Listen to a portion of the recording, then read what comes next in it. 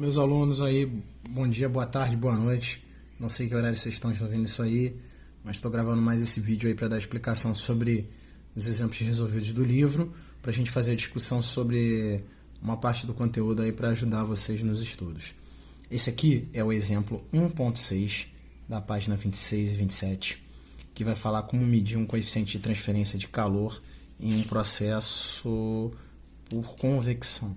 Tá? Então é um fio elétrico estendido com essas características de 2 metros, de 0,3 centímetros de diâmetro, que no infinito, ou seja, na temperatura estável do ambiente, ele está a 15 graus, e na temperatura final da superfície, ele vai atingir, né, chama de TS, os seus 152 graus Celsius.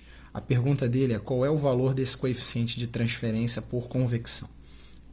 Então, para a gente fazer isso, ou seja, a gente vai calcular a taxa de energia fornecida pelo fio, que é dada, ou seja, por esse Q ponto aqui, que na verdade é o que a gente conhecia por potência.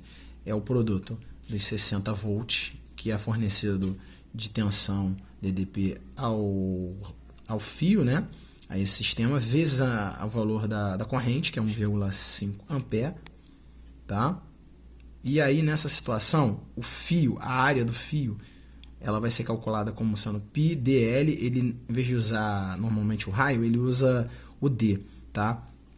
Lembrando que essa área lateral, gente, se você o fio, imagina ele como um cilindro, né? Uma situação de uma folhinha de papel. Aí você abre ela. Abrindo, o que vai acontecer? Você vai ter que a base desse retângulo que vai aparecer é o seu 2πr ou π d sobre 2, ou seja, se for trabalhando com o diâmetro, e a altura, ou seja, a lateral desse teu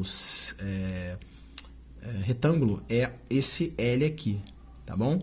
Então vai ficar π vezes 0,03 metro, ou seja, converteu esse diâmetro em metro, tá? O valor de 2 metros, que é o tamanho, esse comprimento dele, o L, e aí vai dar uma área total de 0,1885 metros quadrados, tá?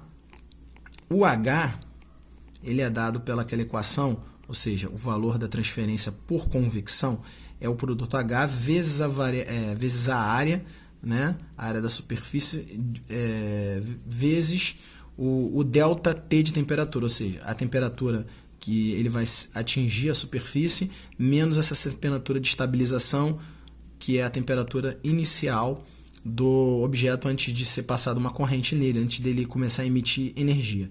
Então, 90 watts é o valor que a gente calculou aqui para essa dissipação, para essa taxa. A gente tem aqui que a área da superfície é essa aqui que a gente calculou, e a variação de temperatura, lembrando que não precisa ser colocado aqui em Kelvin, porque é uma variação. E aí aqui a gente acha um valor de 34,9 watts por metro quadrado para a nossa constante H nesse problema aqui 1.6. Tá bom, gente? Legalzinho aí? Vamos estudando aí, copiando esses exemplos aí para nos aprimorar.